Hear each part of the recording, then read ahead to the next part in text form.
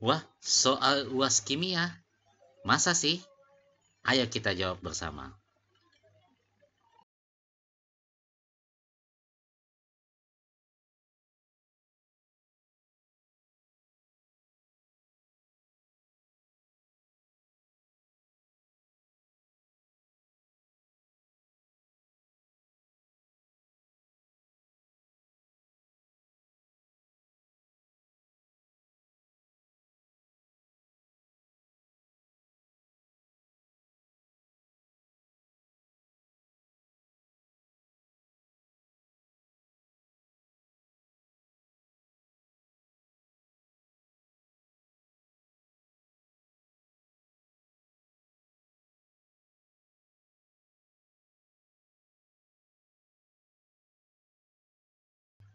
Assalamualaikum warahmatullahi wabarakatuh. Selamat malam teman-teman. Akhirnya kita kembali buat satu konten ya. Ini eh, untuk apa namanya menghadapi ujian akhir sekolah ya. Ada beberapa teman-teman yang memang masih menghadapi UAS, ya UAS terutama UAS kimia ya. Jadi sebenarnya teman-teman sudah pasti lulus sih sebenarnya ya. Cuman ini kan akan menyangkut tentang nilai ijazah teman-teman. Oke, saya doakan semoga teman-teman bisa dapat nilai yang bagus semuanya ya. Oh ya, sebelumnya saya ucapkan mohon maaf lahir dan batin ya buat yang merayakannya. Apalagi terima kasih atas atensinya di channel kami ya. Semoga apa yang kami berikan menjadi modal buat teman-teman untuk belajar selalu. Hari ini kami akan dapat beberapa soal ya, beberapa soal yang katanya soal soal UAS, nggak tahu benar atau tidak, tapi memang materinya lumayan ya, lumayan lumayan agak agak menguras logika ya, tapi kalau paham konsep teman-teman bisa langsung jawab nantinya ya. Oke, kita lanjutkan saja langsung.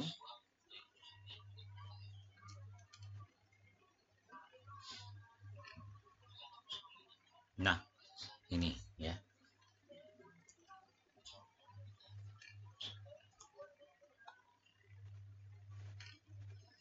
Oke, jadi untuk soal pertama ini tentang tentang apa? Eh, bukan soal pertama. Cocok ya? Mana sih? Oh ya, ini soal pertamanya nih ya. Ini tentang kalau saya tidak salah ingat, ini tentang kalau dibilang kalor jenis berarti dia masuk ke termokimia ya, materi kelas 11 kalau tidak salah ingat ya. Sebenarnya kalau materi ini ada soalnya yang lebih rumit sebenarnya ya. Ada rumit-rumit kalau biasanya kalau lebih rumit itu bukan hanya kalor jenis yang dia tahu, tapi ada juga kapasitas kalor dan seterusnya. Itu akan jauh lebih rumit. Tapi untuk hari ini kayaknya soalnya agak sedikit lebih mudah ya. Ini soal seperti ini memang rumus dasarnya ini. Q sama dengan MC delta T ya. Nah, jadi C-nya itu adalah kapasitas kalor ya. Kapasitas kalor, M itu massa. Jadi massa larutan yang bereaksi. Sementara delta T adalah perubahan suhunya. Ya sudah, kita tinggal masukkan semua angka-angkanya ya. Perhatikan ini Q yang kita cari adalah kalornya. Sebenarnya nanti entalpi yang kita cari ya. Nah, tapi kan ini kalau saya tidak salah lihat molnya ini sama semuanya ya. Nah, Q per molnya sama semua. Gitu ya. Nanti teman-teman lihat aja. Jadi Q sama dengan MC delta T, M-nya berapa nih? Dia bilang kan 100 mili dan 100 mili ya. Nawanya 100, hajarnya 100 ya. Nah, berarti kita anggap saja berat jenisnya sama semua yaitu 1 ya. Berarti totalnya kan berapa? 200. Nah, sementara C-nya adalah 4,2. Jadi 4,2. Hati-hati, ini satuannya masih joule. Yang datanya adalah kilojoule, tapi sebentar kita ubah. Nah, delta T-nya itu kan 29 ke 37. Berarti selisihnya berapa? Ada 8 ya. Sehingga kalau kita kali-kali dapat berapa ya?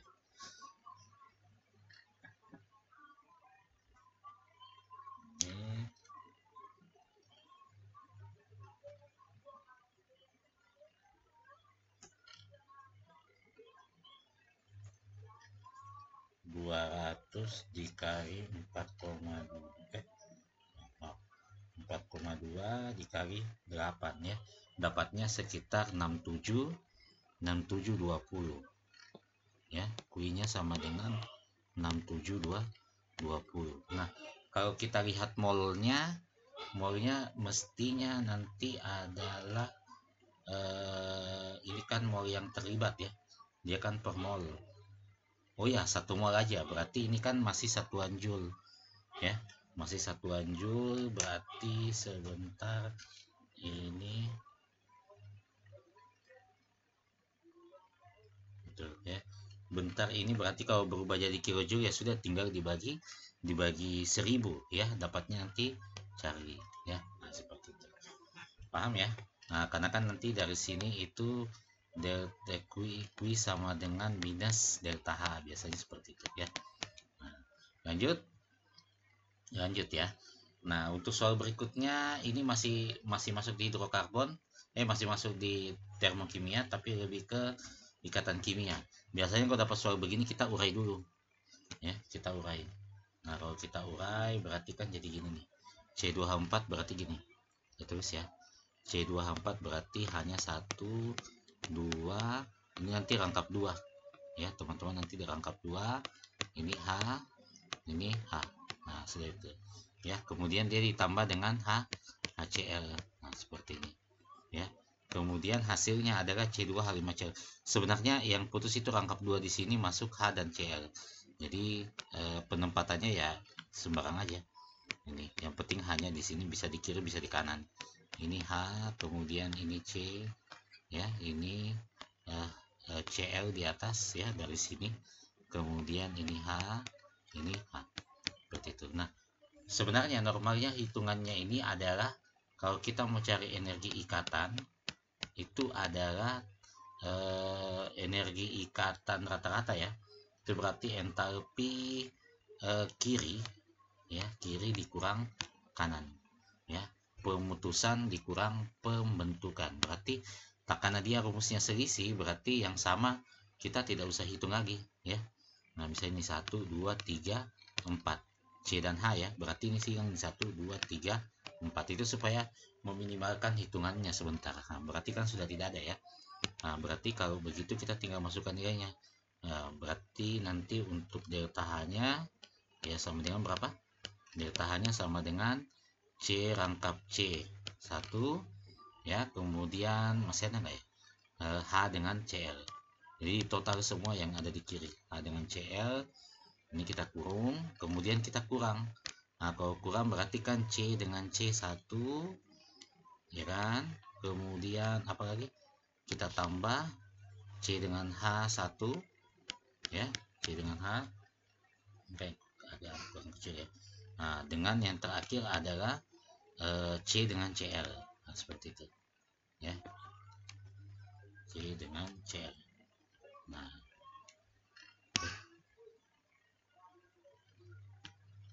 ya, nanti tinggal masukkan angkanya semua ya teman-teman, tinggal masukkan angkanya. Berarti berapa? C dengan C itu adalah 614, ini 614 ditambah H dengan Cl itu adalah 431. Nah, ini kita jumlah, kemudian kita kurang. C dengan C itu adalah 349 ya, C dengan H itu 413 ya, kemudian yang terakhir ditambah C dengan Cl itu 328 ya. Teman-teman silahkan hitung, nanti hasilnya itu kalau tidak salah ingat adalah lupa ya. Oke ya, aman ya. Nah, oke, kita lanjut untuk nomor berikutnya. Dia bilang di sini percobaan ini nomor 13 kayaknya. 13. Nah, dia bilang percobaan 1 dan 3. Berarti kita lihat yang ini. Percobaan 1 dan 3. Nah, yang mempengaruhi laju reaksinya adalah apa? Di sini perbedaan antara 1 dan 3 itu ada di sini.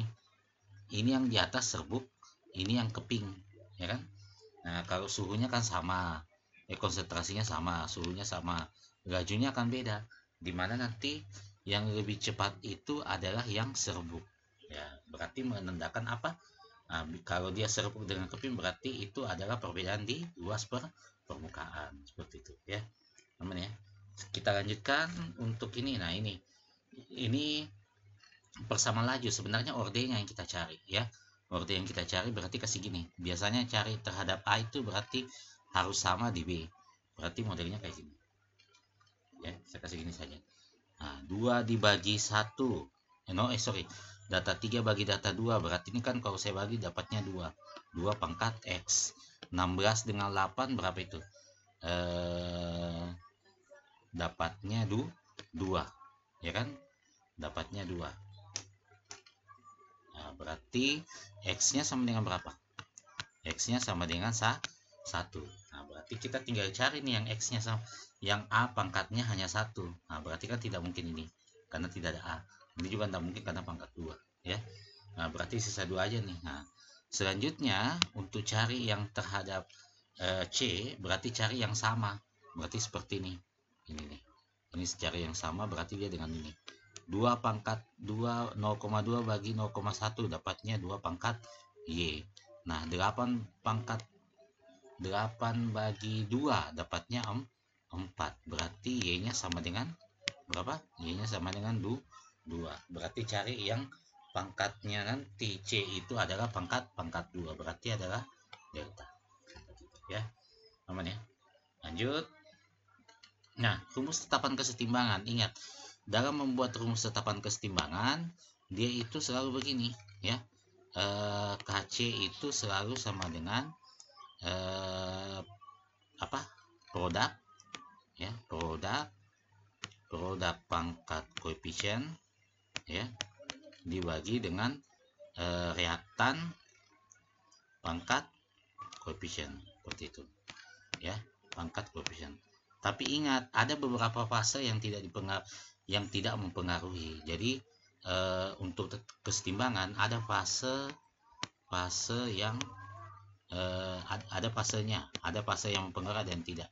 Yang tidak mempengaruhi itu adalah solid, ya, yang tidak mempengaruhi solid dan liquid. Sementara yang mempengaruhi itu ini yang mempengaruhi, ya, mempengaruhi itu adalah akui dengan gas dan gas itu, ya. Nah, berarti kan nanti kalau teman-teman lihat kan ini tidak padam nih, ya. Nah, itu kan produk semua, jadi nanti mestinya rumus KC-nya itu adalah KC sama dengan 1 dibagi, ya, SnO2, ya,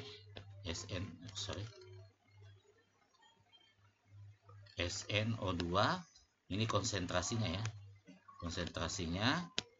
Nah, dikali dengan konsentrasi H2, konsentrasi H2 tapi pangkat 2.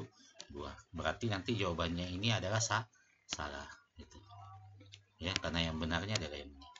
Oke, lanjut untuk 16. Nah, ini agak lumayan, ya. Sebenarnya ini ada garisnya sebenarnya, ya, tapi kita definisikan seperti ini aja, bahwa kalau nilai Kp-nya naik berarti suhunya juga naik. Nah, kita ambil seperti ini, ya, saya ambil seperti ini.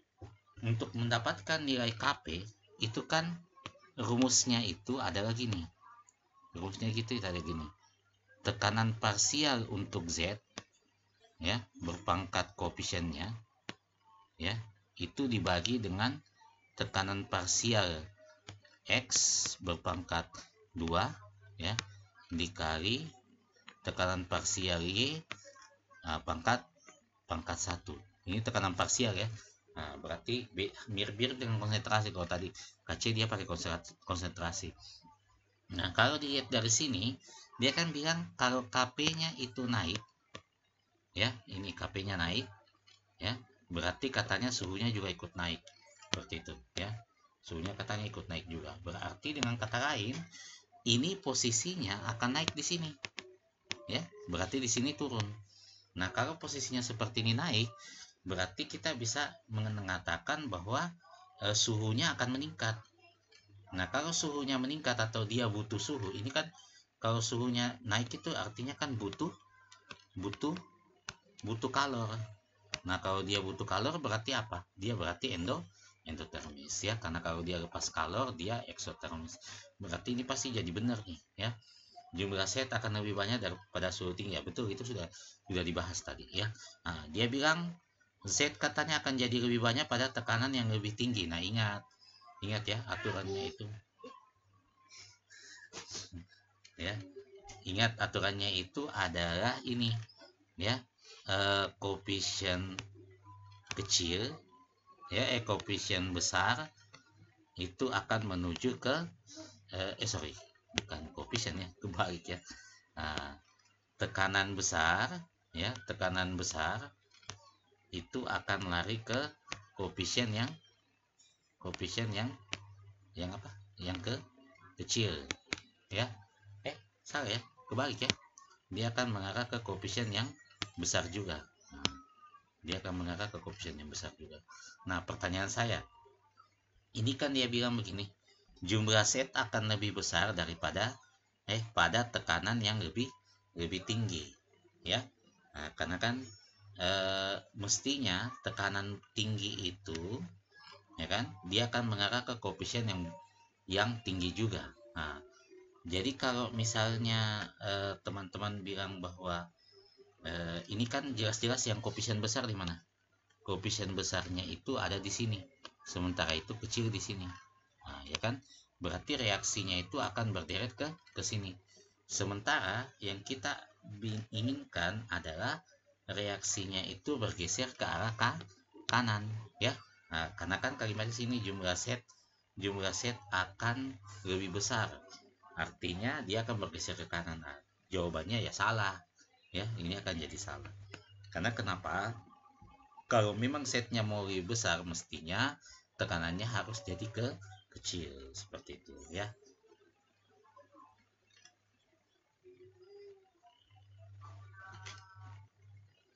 Oh, sorry. Saya kayaknya ulang dulu pernyataannya.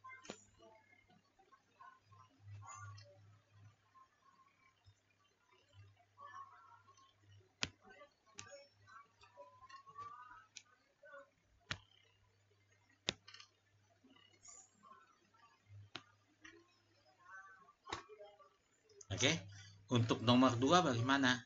Dia bilang kan nomor 2 itu adalah jumlah set akan lebih besar kalau tekanannya lebih tinggi. Nah, saya biasanya kalau menghafal tekanan mungkin agak susah. Saya selalu mengarahkannya ke volume. Ya, jadi kan aturannya pergeseran kesetimbangan itu adalah ini aturannya. Kecil gitu. Nah, berarti kalau volumenya kecil, koefisiennya kecil. Nah, biasanya volume itu berbanding terbalik dengan tekanan besar, ya. Tekanannya besar berarti ke arah koefisien yang kecil, seperti itu, ya. Nah, coba kita lihat di soal ini. Kalau di soal ini ya, koefisien kecil itu kan ada di kanan sini. Ini koefisien kecil. Nah, sementara yang besar ada di kiri. Nah, itu. Nah, kalau tadi kita bilang di reaksi pertama dia akan bergeser ke arah kanan, ya, akan cenderung ke kanan, ya, supaya membenarkan jawaban 3, berarti jumlah set akan lebih besar kalau dia tekanannya tinggi. Ya, benar juga. Nah, seperti itu. Karena kenapa? Karena kan koefisien kecilnya itu ada di kanan. Berarti reaksinya akan bergeser ke arah kanan, seperti itu, ya. Berarti jawabannya 4 betul atau tidak? 4 jelas salah, karena katalis itu hanya untuk mempercepat laju reaksi. Ini hanya untuk menambah laju reaksi. Jadi kalau kesetimbangan dia tidak akan pengaruh. Berarti sisa 1, 2, dan 3. Begitu, ya. Selanjutnya ini sebenarnya tadinya saya pikir ini pH buffer, tapi bukan, ternyata ini hanya pH larutan biasa, ya. Dia bilang 224 ini ada di bilang mililiter uap dilarutkan dalam air. Nah, berarti kita hitung, dia bilang dalam keadaan STP. Berarti kita hitung dulu berapa sih molnya NH3.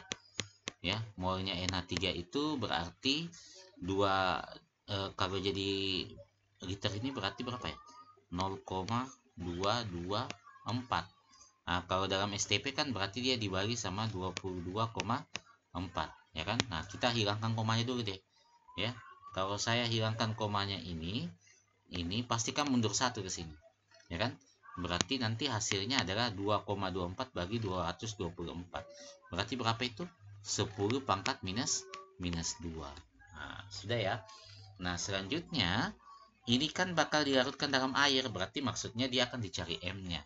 Berarti M-nya itu kan sama dengan molnya, ini kan mol ya, dibagi volumenya. Ya sudah, berarti 10 minus 2 dibagi, dia 100 ml, berarti dibagi 10 minus 1, alias M-nya itu sama dengan 10 minus 1. Nah, sekarang kita masuk di konsentrasi OH minusnya. Untuk konsentrasi OH minusnya, ini kan dia basa lemah, berarti jadinya pakai akar KB. KB-nya berapa? 10 minus 5 ya. Maaf. Ini 10 minus 5. Pasal kurangan ya. Kurang ini ya.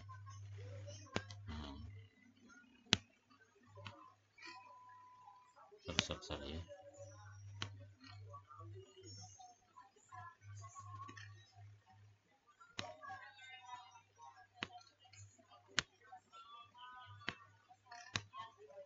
Aku nggak mau ya. Tunggu ya. Sabar ya.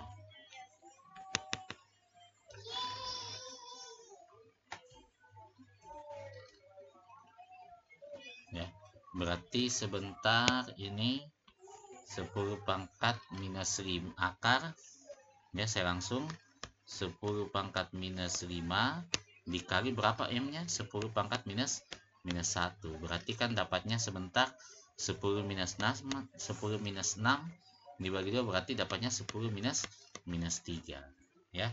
Nah, kalau dia bilang 10 minus 3 berarti kan sebentar POH-nya ya, POH-nya itu sama dengan 3. Nah, berarti pH-nya sama dengan berapa? Sama dengan 11. Itu nanti teman-teman lihat lebih detail lagi, lihat rumusnya ya. Nah, kemudian dia bilang campuran garam yang terhidrolisis, tapi dia harus yang bersifat terhidrolisis, tapi dia bersifat asam. Nah, hidrolisis itu ada 4 sebenarnya ya. Nah, tetapi yang ini yang dia minta adalah yang terhidrolisis dan bersifat asam. Terhidrolisis itu sama dengan mol asam sama dengan mol basa. Itu pasti posisinya selalu begitu. Mol asam selalu sama dengan mol basa, tetapi ingat, karena dia bersifat asam berarti asamnya itu harus dari yang kuat. Nah, dari sini kita bisa lihat nih, siapa-siapa asam yang kuat. Nah, ini ada. Ini asamnya kuat dua-duanya. Ya, lainnya kan asamnya asam lemah semua. Ya, kita lihat aja nih ya, siapa yang posisinya akan sama molnya ya. Bagaimana cara carinya? Ya ini aja, langsung mol dikali mol dikali mol kali konsentrasinya. 50 kali 0,3 akan dapatnya 15. Ini 150 kali 0,1 berarti dapatnya 15. Nah, ini sama berarti ini jawabannya. Kenapa tidak direkta, Kak? Karena kan kalau ini kan dikali 30 kali 0,2 dapatnya 6 ya. Kalau ini berapa nih? Hati-hati ya. Ini kan 20 kali 3 itu memang 6, tapi ingat kan ada angka 2 di sini. Nah, berarti akan dikali 2, berarti dapatnya 12. Tidak sama. Ini tidak sama dengan ini. Berarti yang jawabannya adalah cari. Oke, lanjut nomor 19. Nah, campuran larutan berikut yang merupakan larutan penyangga. Larutan penyangga itu adalah ini. Campuran ya. Campuran asam lemah atau basa lemah dengan garamnya, gitu. Dengan garamnya. Jadi definisinya seperti itu ya, dengan garamnya. Nah, tapi posisinya adalah selalu begini, molnya yang lemah itu selalu lebih besar daripada mol yang kuat. Nah, entah itu asamnya atau basanya yang kuat, yang pokoknya posisinya akan selalu seperti itu. Nah, coba kita lihat. Mungkin kalau nomor 1 itu masih agak riweh ya, karena ini sama-sama campuran kayak semacam campuran garam ya. Tapi kita coba lihat yang nomor 3. Sebenarnya ini sudah bisa terbaca sih sebenarnya, karena ini kan asam basa itu kan ada definisi lainnya, apakah dia kekurangan H atau kelebihan H. Sebenarnya ini masih tapi agak susah membahas dari situ. Nah, lebih gampangnya bahas dari sini. Ini kan asam lemah, ini namanya fenol ya, sementara ini basa kuat. Nah, kalau kita lihat hitung pH nya, ini kan 600 dikali berapa? 600 dikali 0,05 kan berarti dapatnya berapa itu? Dapatnya 30, ya kan? Nah, sementara ini 400 kali 0,1 berarti 40, ya kan? Berarti kan besar asamnya, ya kan? Berarti pernyataan 3 benar, berarti pasti satu juga yang benar. Nah, sementara yang berikutnya, kalau berarti kita sisa cari nomor 2. Kalau nomor 2-nya salah, sudah nomor 4-nya pasti juga salah. Nah, ini kan coba lihat nih. Ini tidak bisa nih. Ini nggak bisa. Coba lihat ya. Ini nggak bisa nih. Ini kan garam dari NH4Cl. Sementara ini basanya KOH. Nah, mestinya kalau memang dia adalah campuran asam lemak basa lemak dengan garamnya, mestinya basanya di sini itu berasal dari apa? Berasal dari NH4OH, bukan ya berasal dari NH4OH, ya bukan berasal dari KOH. Berarti pernyataan ini salah, berarti ini juga ikut salah. Ini sama, ini juga asam, ini basa kuat, tapi ini molnya sama nih, ini 40, ini juga 40. Berarti jawabannya adalah 1 dan 3. Udah ya, lanjut nomor terakhir. Nah, nomor terakhir gampang nih. Hati-hati posisinya. Dia bilang kan campuran asam HCl dengan NaOH, tapi asamnya itu di dalam labu. Nah, berarti yang ada di dalam labu itu tidak, itu volumenya konsisten. Itu volumenya tetap. Volumenya tetap. Ya, sementara yang ada di dalam buret itu biasanya volumenya bertambah. Nah, seperti itu ya. Nah, sekarang kalau saya punya grafiknya seperti ini, berarti kan pH tinggi akan ada di atas, sementara volume besar akan ada di kanan. Nah, sekarang berarti karena kalau dia volumenya tetap, berarti yang NaOH yang volumenya bertambah, artinya volume NaOH yang akan berubah. Anda bayangkan seandainya dia ditambahkan terus, berarti kan volume NaOH-nya akan jadi tinggi, ya kan? Berarti volume di sini itu akan jadi tinggi, otomatis itu akan menunjukkan pH tinggi juga. Nah, seperti ini. Nah, sementara di awal NaOH-nya kan belum ada, dia volumenya baru ada HCl, sehingga pasti dia diawali dari sini. Sehingga kalau dibentuk grafiknya dia akan bentuknya seperti ini. Ya, karena di sini masih pH asam, di sini sudah pH basa, di sini netralnya nih. Ya, di sini netralnya atau titik ekivalennya. Berarti jawabannya adalah cari. Seperti itu ya.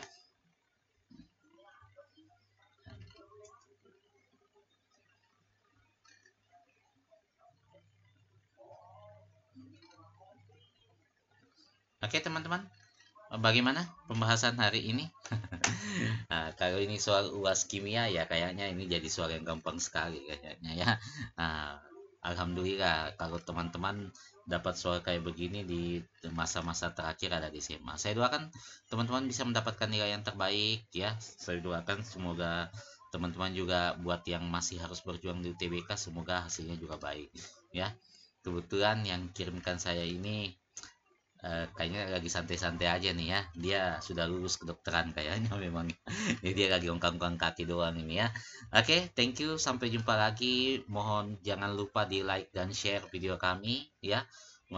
Tonton sebanyak-banyaknya video kami untuk perkembangan channel kami sendiri. Oke, thank you, sampai jumpa lagi. Mohon maaf bila ada yang salah kata. Assalamualaikum warahmatullahi wabarakatuh dan selamat malam.